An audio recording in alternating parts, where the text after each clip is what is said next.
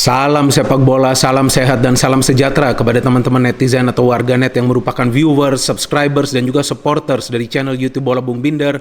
Di konten kedua hari ini saya ingin membahas tentang pertandingan antara Chelsea versus Fulham yang dimenangkan oleh Chelsea dengan skor 2-0.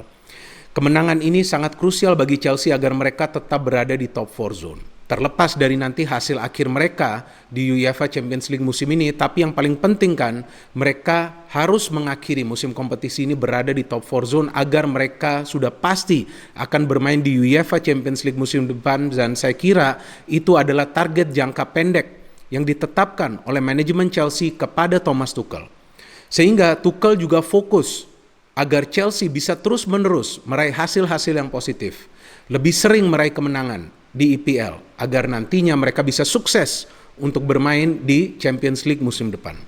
Dan untuk sementara ini nih teman-teman, dari catatan saya, dalam 14 pertandingan terakhir Chelsea di English Premier League sejak dilatih oleh Thomas Tuchel, Chelsea mencatat 10 kali clean sheet dan 8 kali kemenangan dan 18 kali mencetak gol. Nah, jika saya salah, silakan teman-teman bisa koreksi di kolom komentar di bawah konten ini. Ya, namanya juga komentator juga bisa salah kan. Wajar saja jika saya salah, dan saya senang jika teman-teman bisa mengkoreksi. Saya juga lebih senang lagi jika teman-teman bisa memberikan counter analisa yang positif dan bijak serta sportif. Kita tidak perlu menghina atau menghujat satu sama lainnya. Kita perlu berpikir positif. Tuchel tidak mengandalkan 1, 2, 3, 4, 5 ataupun 6 pemain di atas lapangan, tetapi Tuchel mengandalkan semua pemain yang dia turunkan dari menit pertama. Jadi semua pemain tersebut yang menjadi starter perlu melakukan tugasnya secara efektif. Sempurna belum, karena memang kita tahu dalam beberapa pertandingan juga Chelsea tidak bisa meraih kemenangan. Ada juga pertandingan di mana Chelsea sulit mencetak gol, bahkan kalah. Jadi saya kira untuk mengatakan bahwa Chelsea sekarang sudah sempurna, ya belum waktunya. Ya, saya kira belum tepat untuk mengatakan bahwa Chelsea sudah mendapatkan ritme permainan mereka yang sempurna. Tapi memang mereka mengarah ke perfection. Mereka mengarah agar menjadi tim yang lebih kuat lagi, agar menjadi tim yang lebih sering lagi meraih kemenangan. Karena kita tahu juga begitu banyak pemain baru di Chelsea musim ini. Frank Lampard sendiri sulit untuk bisa menyatukan para pemain baru tersebut. Thomas Tuchel berusaha sekuat tenaga dan pikirannya untuk menyatukan pemain-pemain baru tersebut. Havertz bisa mencetak gol lagi di pertandingan ini, tapi kan belum tentu dia akan konsisten di game-game selanjutnya. Werner miss chance lagi di pertandingan ini, tapi ya paling tidak dia bisa berkontribusi dalam urusan memberikan assist. Kemudian Mason Mount seperti biasa adalah pemain yang bisa diandalkan. Gilmore yang dimainkan dari awal justru permainannya cukup baik, ya, menawan saya kira untuk mengimbangi kecepatan dari Mason Mount. Reece James seperti biasa bisa diandalkan. Chilwell juga sama. Thiago Silva semakin tune in dengan rekan-rekan yang lain yang berada di lini pertahanan. Mendy tetap konsisten dalam menjaga gawangnya. Jadi perlahan-lahan Chelsea akan menjadi tim yang kuat. Tim yang kuat ini untuk apa? Tim yang kuat agar Chelsea bisa sukses di semua kompetisi yang mereka partisipasi musim depan. Musim ini adalah waktunya untuk membangun tim ini, dan itu yang dilakukan Thomas Tuchel dengan baik. Dan juga kita perlu memperhatikan bahwa belum ada pemain Chelsea yang mencetak belasan gol musim ini di English Premier League. Ada Werner, Mason Mount, Jorginho, dan juga Tammy Abraham. Jika saya tidak salah, sama-sama keempat pemain ini telah mencetak 6 gol di English Premier League. Jadi saya kira ada pemerataan kekuatan di skuad Chelsea. Bahwa pemain manapun ya yang mendapatkan free space, pemain manapun yang mampu mencari ruang yang bebas, tentu pemain tersebut punya kesempatan untuk mencetak gol. Dan begitu banyak peluang yang sebetulnya diciptakan oleh para pemain Chelsea di setiap game. Masalahnya adalah dari finishing, teman-teman. Yes, Fulham berada di zona degradasi, tapi kan tim ini juga bisa perform di partai away mereka. Mereka bisa mengalahkan Liverpool, and mereka bisa menahan Arsenal, walaupun ya saya kira Arsenal juga bukanlah merupakan tim kuat musim ini. Tapi kan still mereka bisa menahan Arsenal di partai tandang mereka. Dan Arsenal membutuhkan gol ajaib menjelang pertandingan berakhir. Sudah memasuki masa injury time yang cukup jauh ya di pertandingan tersebut. Saya kira menit ke 96 atau 97 tuh Nketiah menyamakan kedudukan. Jadi Fulham juga bukanlah merupakan sebuah tim yang akan menyerah begitu saja. Apalagi mereka coba survive di English Premier League. Nah, saya ingin membahas dulu nih starting lineup dari kedua tim ya, teman-teman ya. Dari Chelsea dulu. Bahwa Mendy di penjaga gawang, Christensen, Silva dan Zuma, 3 center back di lini pertahanan, Reece James di wing back, Chilwell di wing back, Mason Mount dan Gilmore di lini tengah. Tidak ada Kovacic, tidak ada Jorginho, Kovacic cedera, kemudian Kante juga tidak dimainkan dari awal. Ziyech, Timo Werner dan Havertz bermain di depan. Ya, ini tidak jelas nih siapa yang menjadi striker. Ya karena memang tidak ada. Thomas Tuchel mengandalkan sistem false nine atau strategi false nine ya, seperti itulah biasa yang kita sebut.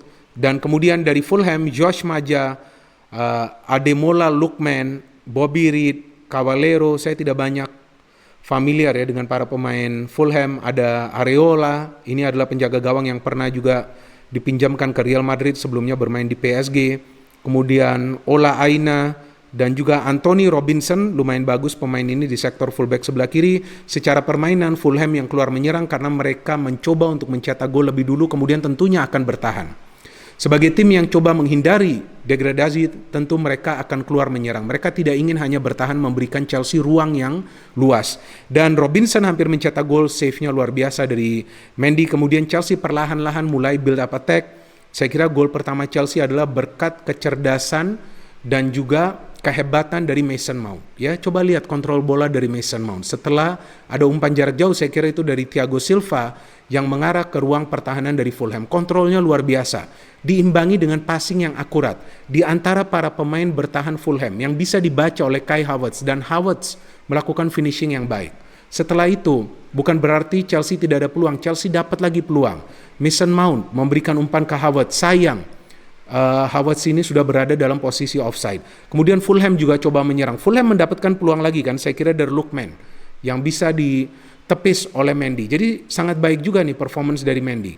Kemudian Ziyech hampir mencetak gol. Werner memberikan assist tersebut.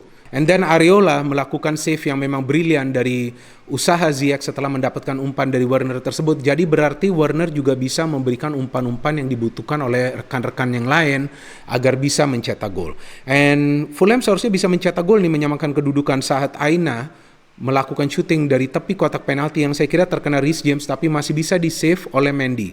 Dan itu adalah 3 peluang bagi Fulham selama 90 menit. Karena di babak kedua, Chelsea keluar lebih menyerang. Chelsea perlu mengamankan game ini dengan mencetak gol kedua. Dan Havertz bisa mencetak gol setelah ada interchange passing antara Mason Mount, kemudian juga Werner. Dan Werner bisa memberikan umpan yang begitu baik ya, mengarah ke ruang terbuka di defense dari Fulham. Dan seperti yang Mount lakukan, memberikan passing atau true pass di antara para pemain bertahan Fulham, dan bisa lagi dibaca oleh Kai Havertz yang melakukan pergerakan coming from behind dan bisa melakukan finishing yang sempurna.